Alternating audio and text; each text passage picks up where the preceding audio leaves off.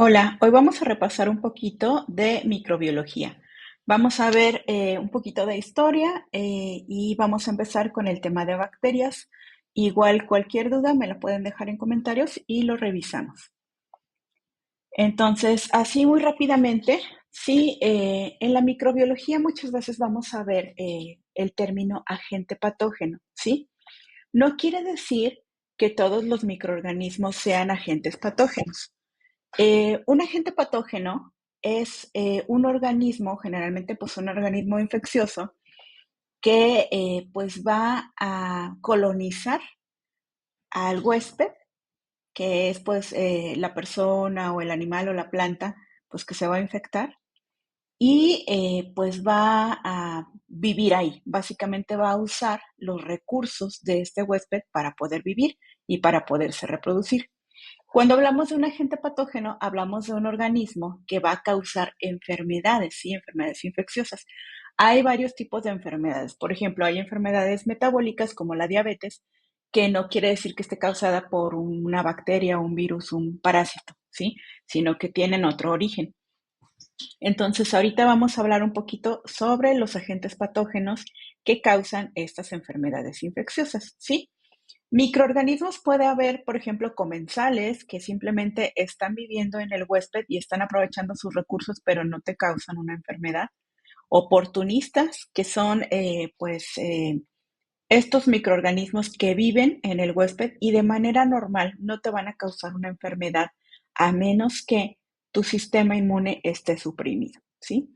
Y patógenos verdaderos, que son en los que nos vamos a enfocar, son los microorganismos que sí te causan una infección y una enfermedad.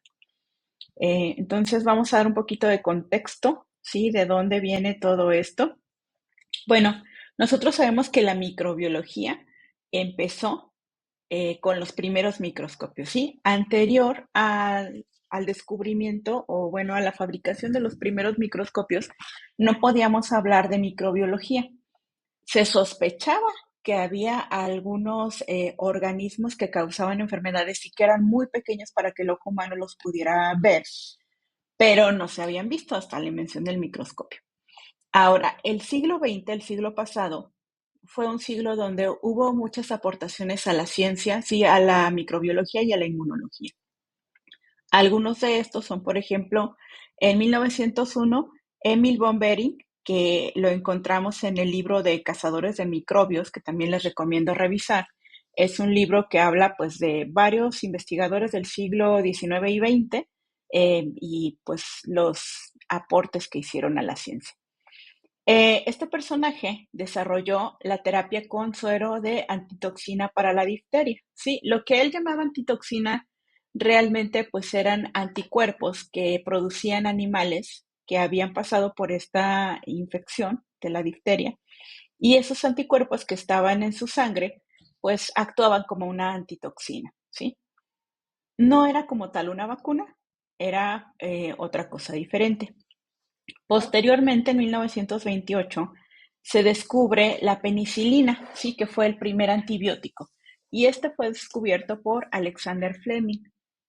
Fleming descubrió que había un hongo que contaminaba sus cajas de Petri, donde él tenía sus cultivos de streptococos, y que ese hongo provocaba un halo de inhibición en el crecimiento bacteriano. Sí, eso le llamó la atención y a partir de ahí se descubre la penicilina.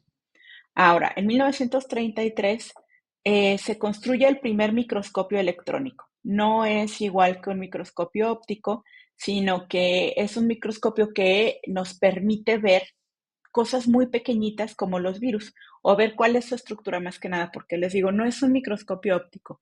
Hay estructuras muy pequeñas, como por ejemplo un virus, que en un microscopio óptico no los vamos a poder observar. Y bueno, en este siglo empieza el uso de la penicilina en el área clínica para tratar infecciones bacterianas. Más adelante vamos a ver por qué solamente infecciones bacterianas, pero bueno, los antibióticos solo sirven para infecciones bacterianas, para algunas infecciones de hongos, pero no para virus, ¿sí? Porque la estructura del virus es muy diferente de una bacteria. Y bueno, ya posteriormente se empezaron a descubrir más antibióticos.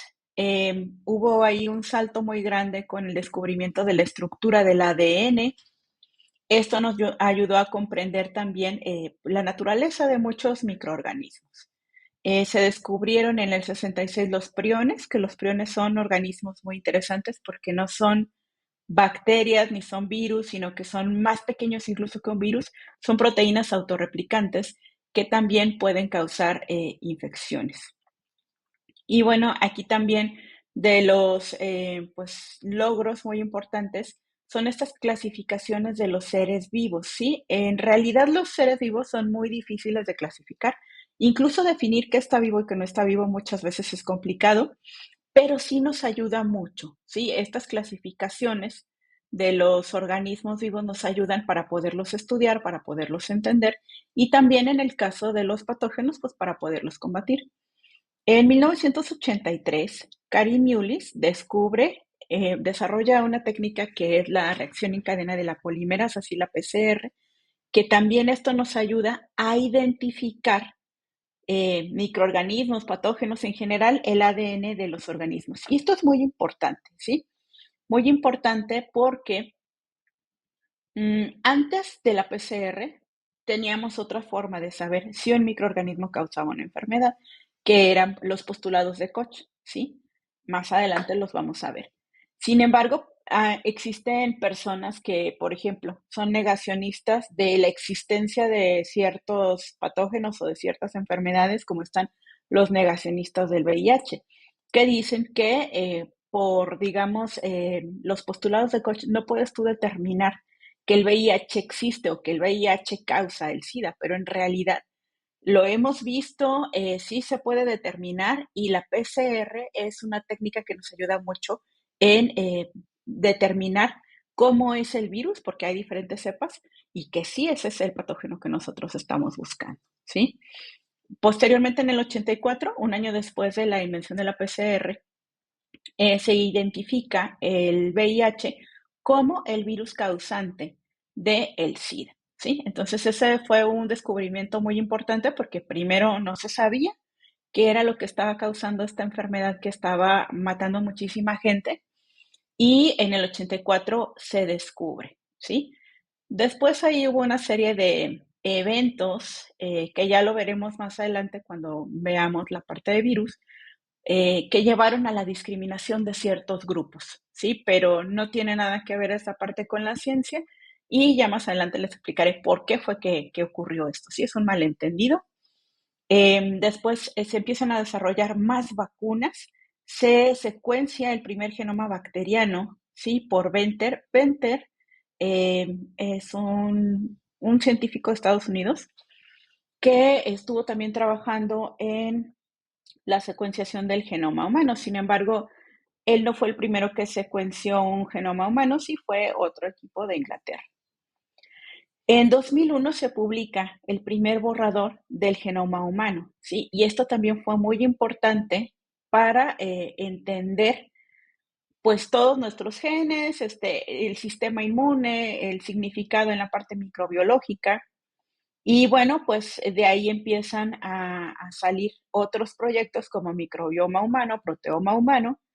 Y bueno, en 2012 se desarrolla una técnica que se llama CRISPR-Cas9, que nos ayuda, por ejemplo, a editar el genoma de los organismos. Esto abre un montón de diálogos, incluso bioéticos, del uso de este conocimiento y de este tipo de herramientas para editar seres humanos. Y bueno, ya en este siglo hubo también varias epidemias, la que tenemos ahorita más presente, pues la pandemia de 2019. Y esto también, a pesar de que, bueno, fue algo pues muy malo para la población, mucha gente murió.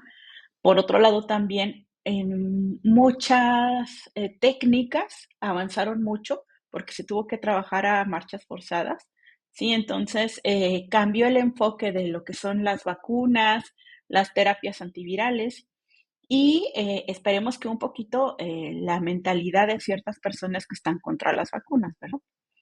Y bueno, vamos a ver un poquito de historia. Como les dije, la microbiología nace con los primeros microscopios, ¿sí? Antes del microscopio no podíamos observar estos organismos. Entonces aquí una persona muy importante en este ramo es Anton van Leeuwenhoek, que también está en el libro que les comento de Cazadores de Microbios. Él era un comerciante de telas holandés que desarrolló este tipo de microscopios, en realidad no para el uso de investigación, sino que lo que quería era verificar la calidad de las telas que él compraba. Sin embargo, pues era una persona muy curiosa y empezó a observar en estos microscopios muchas cosas de la vida cotidiana y él fue el primero que observó microorganismos vivos en el agua de la lluvia, ¿sí? Entonces él estos trabajos los publicó, estuvo formando parte de la Real Sociedad, que era pues una organización muy prestigiosa de científicos de la época. Y ya con el uso de estos primeros microscopios ya empezamos a avanzar muchísimo en el área de, pues también los patógenos. Ahora, otro de los primeros microscopistas fue Robert Hooke. Él, de hecho, fue el primero en utilizar el término célula, ¿sí? En realidad, él lo que observó no era una célula viva, sino que observó la pared celular de las células del corcho, que pues, es una pared vegetal, pero ahí él ya no veía células vivas, ¿sí? Y le llamó célula porque pues parecía como una pequeña celda. Ahora, este libro sí les sugiero su lectura.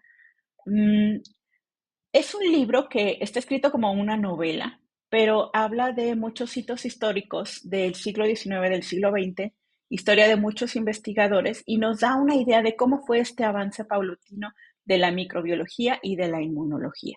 Está muy bueno, está editado como en 1920, ¿verdad? Faltan muchas figuras ahí a partir de ese año, pero creo que es un muy buen inicio para entender toda esta parte del contexto de la microbiología. Ahora, otro personaje que también sale en este libro es Luis Pasteur. Sí que él refutó la teoría de la generación espontánea. La teoría de la generación espontánea hablaba de que si tú dejabas algo, por ejemplo, una canasta de ropa, ahí podían salir de la nada ratas, ¿sí? Entonces, Luis Pasteur pensaba que pues eso no era cierto, ¿sí? Que un organismo vivo tiene que venir de otro, ¿sí? Que es, por ejemplo, la teoría celular. Una célula no nace de la nada, sino que siempre tiene que venir de una célula anterior. Entonces, para demostrarlo, Luis Pasteur hizo estos experimentos con estos matraces con cuello de cisne. Lo que hacía era que con calor alargaba el cuello de los matraces y les daba unas vueltas para que pudiera entrar el aire, pero cualquier partícula de polvo o contaminación se quedara en estas vueltas del cuello del matraz y no pasara al caldo de cultivo. Y pues en realidad su experimento fue muy exitoso porque pues los matraces normales que tenían pues este acceso a la contaminación, en todos hubo crecimiento bacteriano y en los matraces con cuello de cisne no, pasaba el aire, pero no pasaba lo que causaba que ahí empezara a crecer un brote de bacterias, ¿sí? Entonces esto refutó completamente la teoría de la generación espontánea y a partir de allí ya empezamos a construir otro tipo de conocimiento.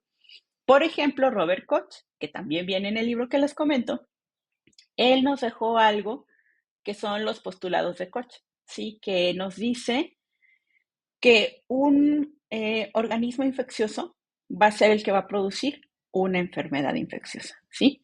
Entonces, eso ahorita nos parece muy obvio, ¿verdad? Pero en ese entonces todavía había mucho pensamiento mágico y se pensaba que a veces las enfermedades surgían de la nada o de una maldición o de explicaciones un poco paranormales. Entonces, lo que nos dijo Koch, bueno, él, entre otras cosas, descubrió el bacilo de la tuberculosis, que la tuberculosis es otro tema muy interesante por sí solo, porque es pues una de las enfermedades para las cuales hay tratamiento ya desde hace mucho tiempo, que causan más muertes a nivel global. Y esto es una muestra de la desigualdad que hay en el acceso a la salud pública, ¿sí? Entonces, bueno, ese es tema aparte, pero muy interesante su descubrimiento del bacilo de la tuberculosis y estos son los principios que él nos dejó, sus postulados. Si hay un microorganismo que nosotros sospechamos que causa una enfermedad infecciosa, ese microorganismo debe de encontrarse en todos los organismos que la padecen y no debe de encontrarse en los que no la padecen. Debemos de poder aislar ese microorganismo de un enfermo y debemos poder cultivarlo en cultivo puro, ¿sí? Ese microorganismo cultivado, si nosotros lo inoculamos en un organismo sano, debe de causar la misma enfermedad. Y en el nuevo paciente lo debemos de poder aislar nuevamente, ¿sí? Todo eso nos dice que ese microorganismo causa esa enfermedad. Ahora, esto, mal entendido, puede causar cierta polémica que en realidad no tendría por qué, ¿sí? Por ejemplo, existen personas que son negacionistas del VIH, ¿sí? O dicen que el VIH no existe o dicen que en realidad el VIH no causa el SIDA, ¿sí? Y uno de sus argumentos es que supuestamente no se cumple, pues, estos postulados de Koch de que tú aísles el virus de una persona que lo padece y que lo inocules en otra persona para que se vuelva a producir. Obviamente eso va contra todas las normas de la bioética, ¿verdad? Sin embargo, si nosotros aislamos el VIH y lo ponemos en un cultivo, por ejemplo, de, no sé, un cultivo celular, ¿sí? Externo. Sí, lo infecta a las células, sí, a las células que debe de infectar o a las que afecta el VIH, que son los linfocitos TCD4. Entonces ahí sí se cumple. Pero les digo, siempre hay personas que tratan de, pues, engañar con cosas que pretenden ser ciencia, pero en realidad caen en la pseudociencia. Y bueno, todos estos descubrimientos nos ayudaron a hacer las primeras clasificaciones de microorganismos. De hecho, de las primeritas es la que hizo Darwin. Sí, aquí abajito se aprecia el árbol de la vida, el árbol de Darwin, que fue el primero que él dibujó en sus notas. Es muy bonito. Y basándonos en pues ya hay un montón de clasificaciones de los microorganismos, unos muy complejos.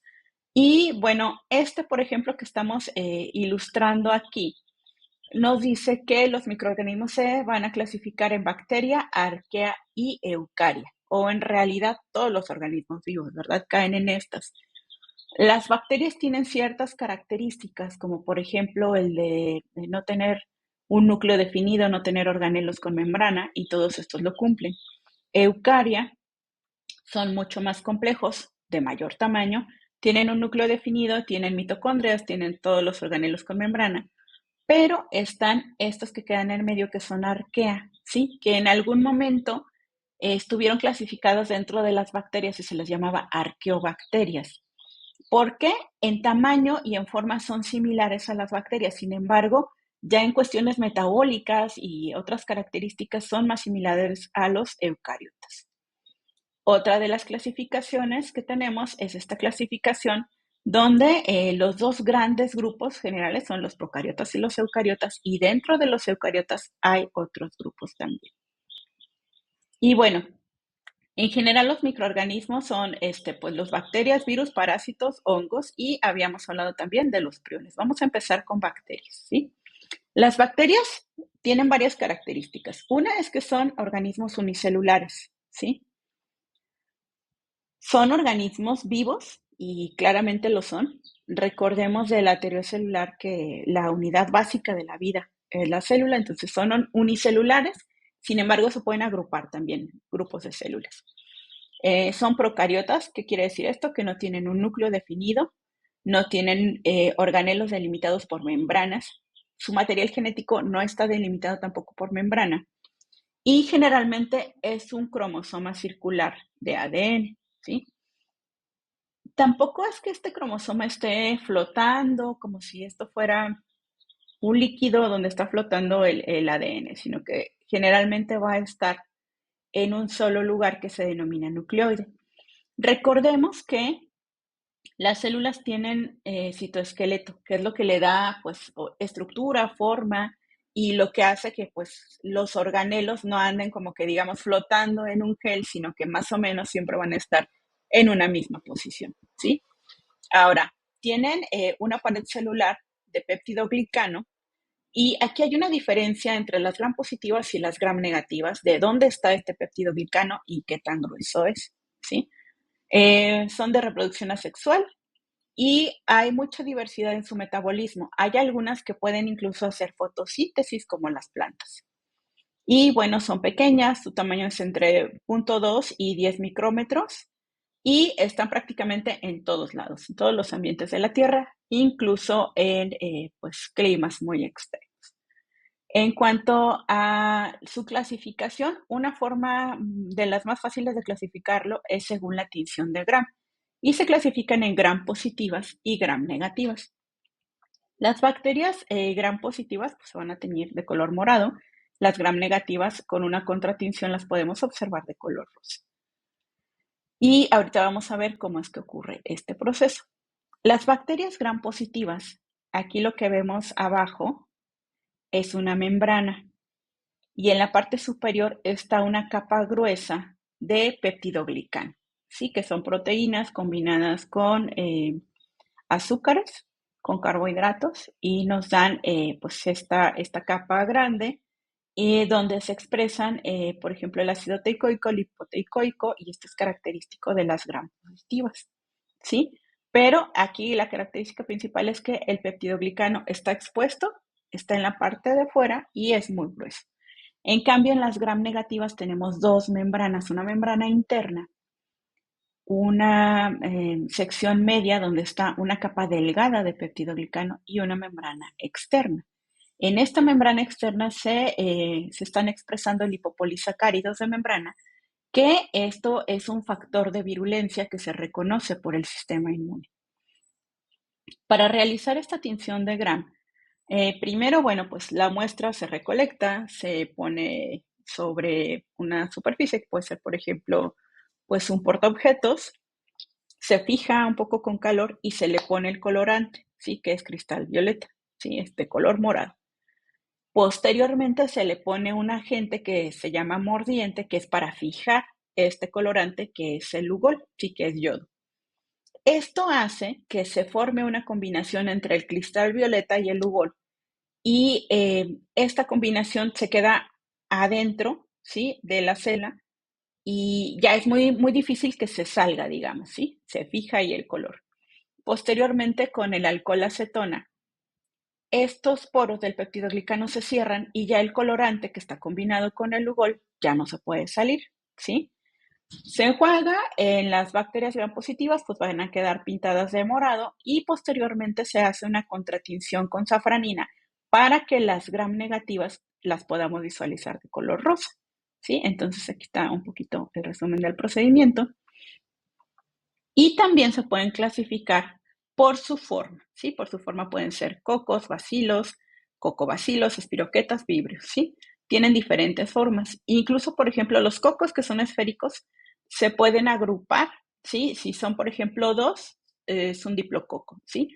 Si están agrupados en forma de racimo, ¿sí? Es un estafilococo. Si están agrupados, como si fuera una cadenita, es un streptococo, ¿sí? Y así están muchas clasificaciones, eh, dependiendo de la forma, del tamaño, de si están juntas o están solas y de cómo se están agrupando. Esa es la estructura básica de una bacteria, ¿sí? Aquí podemos observar en la parte media este cromosoma único circular que está en el nucleoide. Podemos observar los ribosomas y podemos observar en la capa de peptidoglicano. ¿Sí? Aquí observamos gram positivas y gram negativas. Ahora, el nucleoide dijimos que no era en sí un organelo, sino que es una región en el citoplasma en donde se encuentra este cromosoma. ¿Sí? Los ribosomas, a diferencia de los ribosomas, por ejemplo, de los mamíferos, que tienen otro peso molecular, son más grandes, de 80 kilodaltones, estos son de 70 kilodaltones, ¿sí? Tienen igual una unidad, una subunidad mayor y una subunidad menor y tienen igual los mismos 3 compartimentos. Ahora, también como otros organelos tienen inclusiones y microcompartimentos. Y aquí tienen, por ejemplo, ciertas enzimas, ciertas proteínas. Tienen, por ejemplo, rubisco, que rubisco También lo encontramos en las plantas porque está relacionada con la fijación del CO2 en las bacterias, que esto es muy importante para el ciclo de Calvin, que nos ayuda, que le ayuda a las plantas a sintetizar los carbohidratos, ¿sí?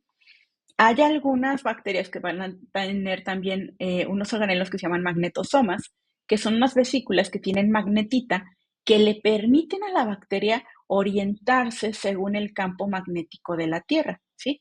También algunas bacterias pues viven, por ejemplo, en el agua y van a tener algunas vesículas de gas que le van a permitir flotar. Y bueno, tienen algunas inclusiones, gránulos que le pueden servir para ciertos procesos. Como dijimos, no es que los organelos anden flotando ahí adentro de la bacteria, sino que existe un citoesqueleto en las bacterias que nos ayuda, por ejemplo, las células eucariotas, como las de nosotros, tenemos actina y tubulina, ¿verdad? Las procariotas tienen otras proteínas que les ayudan en procesos como la división celular. También le ayudan en procesos como eh, la forma, ¿sí?, de la bacteria. Y también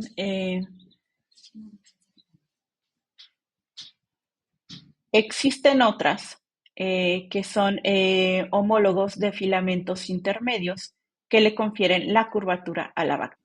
Algunas bacterias forman estructuras llamadas endosporas, ¿sí?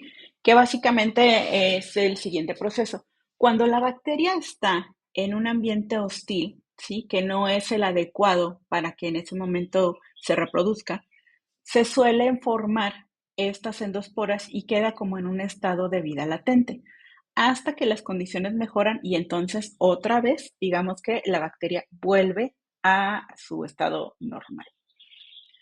Ahora, habíamos dicho que el ADN bacteriano era un solo cromosoma circular. Sin embargo, existen fragmentos llamados plásmidos, que son pequeños fragmentos de ADN que le pueden conferir a la bacteria una ventaja evolutiva. Por ejemplo, hay algunas bacterias que tienen plásmidos que les ayudan a abrir el anillo betalactámico de la penicilina, ¿sí? Sintetizando betalactamasa.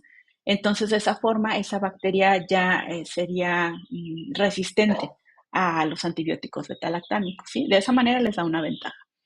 Y bueno, aquí tenemos algunos ejemplos de bacterias gram positivas, gram negativas, y vamos a ver un ejemplo de este tipo de bacterias que nos pueden causar enfermedades. Sí, en este caso estamos hablando del Staphylococcus aureus, que es una bacteria que suele estar presente en la superficie de la piel. Su morfología es en forma de racimos, ¿sí? Como si fueran racimos de uva, y es de color como doradito, ¿verdad? Entonces, tiene ciertas características, ¿sí? Como es que tiene una enzima que se llama catalasa, tiene también coagulasa positiva, a diferencia de otros estafilococos, que quiere decir que pues, puede coagular el suero, ¿sí? De la sangre.